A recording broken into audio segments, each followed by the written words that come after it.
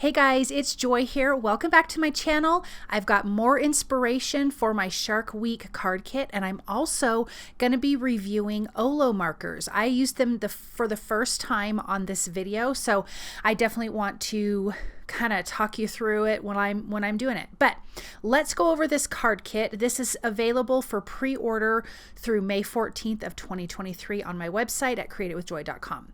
You're going to get a 6x8 stamp set. You can see it's got tons of fun images. There are 3 toner sheets, so you can foil these with a Mink machine or a laminator. Then you have this beautiful sequence mix.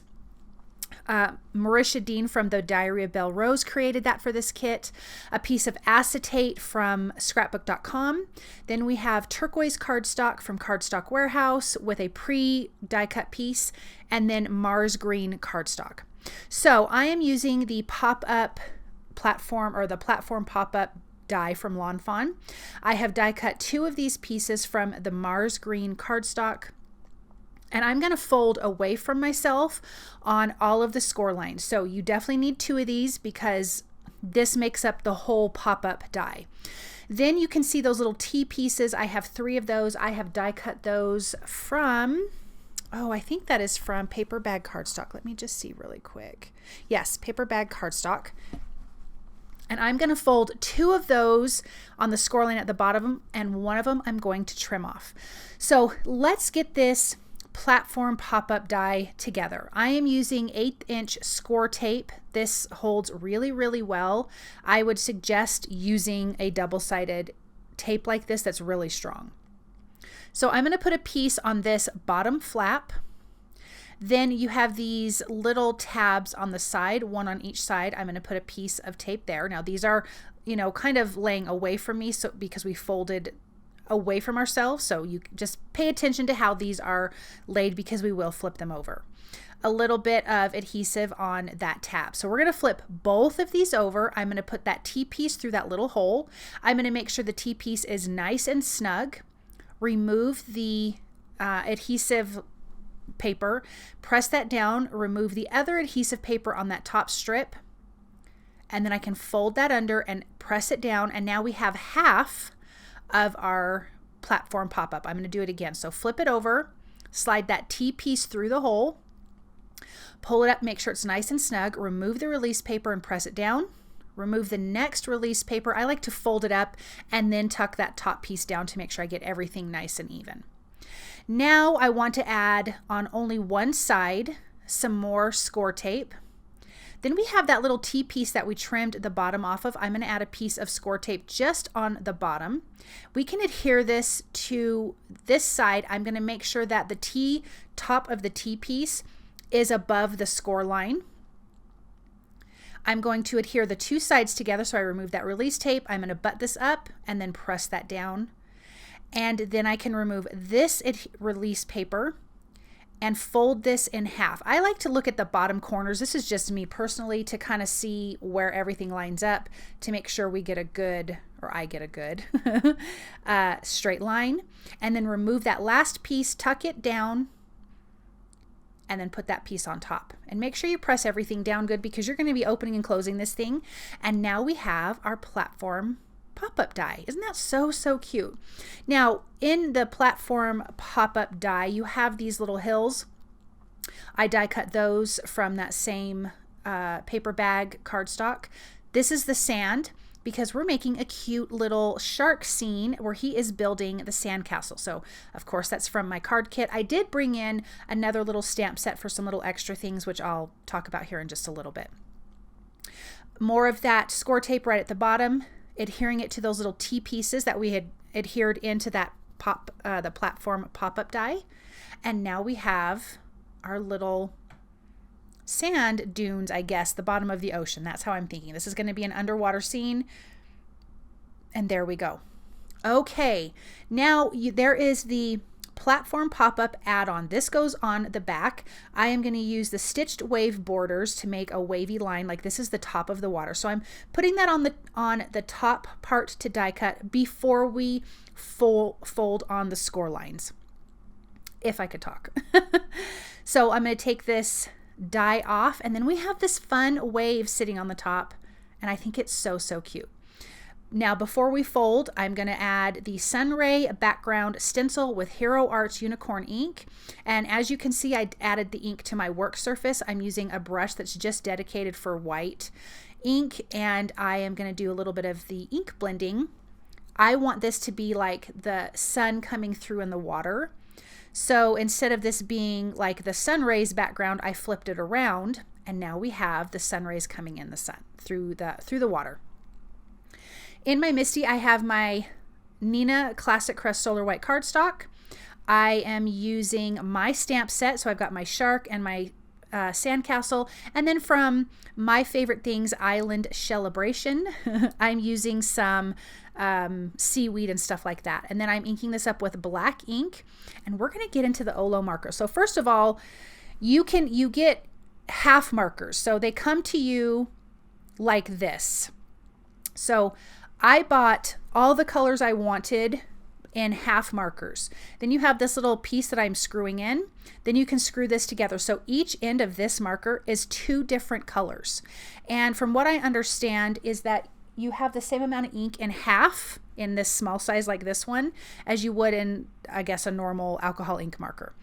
So if you don't want to have 2 different colors together, you can put one of those little screw things in, and then you have this handle piece that is not a marker. It's just to give you a longer handle. I bought 2 of those, but I'll be honest, I think I'm not even going to use them because I was holding one of them without that, and they're big enough to color just by themselves. So I am using some green here. This is YG21, or excuse me, this is not how it goes. YG 2.1, 2.3, and 2.5. And I really couldn't tell what I thought about the markers until I started coloring my shark. And I am using CO 1, 3, 5, and 7. And I really, really, really like these markers. They color on so smooth, and they blend really nicely together. I usually blend 2 to 3 times, and I think I did 3 to 4 times on this, and I don't think that has anything to do with the marker. This was literally the first time I colored an image with these markers, and so I think I was being careful. I don't know, but they color wonderfully, and I love Copic markers, but I feel like these colored a little bit better, and the only thing I can say is I feel like they colored a little bit smoother, which is really weird because I think Copics just color like butter. I have the brush tips on all of mine. That's what I like to use when I'm coloring. So all of my markers have that. All of these Olo markers have that. But as you can see, this shark is looking really, really good. I feel like I was getting a really good blend. Something I will say as a positive personally for me was I'm pretty sure there's about 128 colors. And I liked that there was not so many colors to choose from. And I got so many color families. I got a lot of colors. I think there's just a few more color selections that I need to get.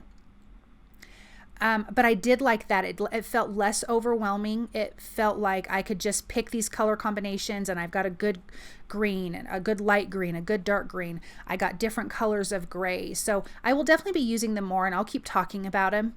But so far, I'm really, really impressed with them. And I think the shark color turned out great.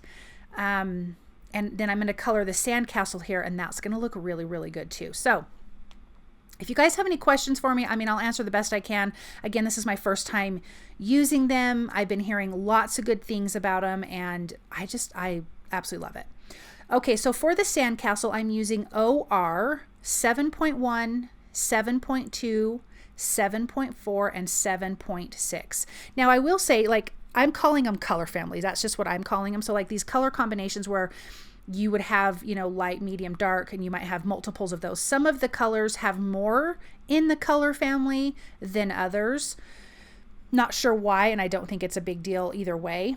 But I will say, for browns, it was nice to have a lot of different colors so I could go dark to light. That was really nice. What made me decide to kind of go this route let me see if I have time to tell you. I do. Really quickly is I know people have been saying some negative things about Copics. You know, they're not coming, you're not getting as much alcohol or you know, ink in there, things like that. And I work with Tailored Expressions, and I really admire Taylor, and I feel like she's just kind of on top of the world. And she is no longer going to be selling Copics on her store. She is going to sell Olo markers. And I thought, you know, I should probably get on this. So that's why I did it. Okay. Or that's part of the reason why I did it. I was already thinking towards it, and that was just kind of the push. I am going to trim these out with my scissors, and I did that off camera. Okay, I'm going to fold that background piece. This is the add-on. I can't remember exactly what it's called. The platform pop-up add-on, but it's like the background piece. But I have it listed and linked for you guys below. I'm sorry. But then you just pop it in there, and now it's on that background. And look at that, how cute that is. This is my favorite interactive element or die cut from Lawn Fawn of all time. Like, I have used it so many times. I love it. I'm adding some white gel pen details and some black glaze pen to my shark's eyes, and we're going to build this scene. It turned out so super cute. And I'm really silly because I hand cut everything, forgetting that I was using a My Favorite Things stamp set for the seaweed and stuff, and those have coordinating dies, and I didn't use them. I don't know, I'm kind of silly. So I have the sandcastle in the back, the shark in the middle, and then this little bit of seaweed in the front. I am going to use the beautiful sequence mix from my card kit to, and I dumped it over. Look what I did. Isn't that crazy? I'm like, are you serious right now? I'm going to create little collections of seashells and like what would look like maybe sea glass. Marisha did a beautiful job putting this sequence mix together. You can only get it with the kit. And I do want to say, definitely get it, you guys, because on August 5th, we are going to craft together and make a really fun shaker card on August 5th, which is a Saturday at 11 a.m. Pacific time. On my YouTube channel, I'm going to be creating a card strictly from the kit. Well, there's some, not strictly, let me back up, using a ton of elements from the kit. And I do have a list that comes when you get the kit in July, that if you need some of the extra things, you can get those as well. So I'm going to put these things in the front, like little seashells that come in this sequence mix. There's cute little colorful clay fish. So I'm going to put those on the background as well. I did a couple on the front. This will slow down here in a little bit and you guys can see it up close. But I just thought this would, the fun pops of color, this sequence mix really kind of brought this whole thing to life. And it's not a shaker. You know what I mean? Like, we're using it and adhering it down with liquid glue. It is so, so cute. So I'm just checking to make sure everything's good. But look at how cute that is. I love it so much. Now we need to get our sentiments on it. So I am using the little, this is from the platform pop-up die. You have a rectangular piece and a square piece. So I'm cutting the rectangular piece for the front and the square piece, 2 square pieces for the side from the turquoise cardstock from the Shark Week card kit. And I'm going to stamp the sentiment that says "Hey Chum" from the Beachy Sharks stamp set from the kit. And then I didn't catch it on camera, but I did stamp the Dunna sentiment from my last year's Shark Week stamp set, which you can get as an add-on to this kit on my website. And you get it at a really, really good deal. So I'm going to adhere those. It says Dunna, Dunna on both sides, which I think is fun. I love Jaws, so it just reminds me of that. Adhere that down. Look how cute that is. And then here is that shark stamp set from last year. So let's take a look at this. I love how it popped up. It is so, so cute. Okay, guys, thank you so very much for stopping by and watching. I hope that you enjoyed this project, and I will be back soon with another video. Bye.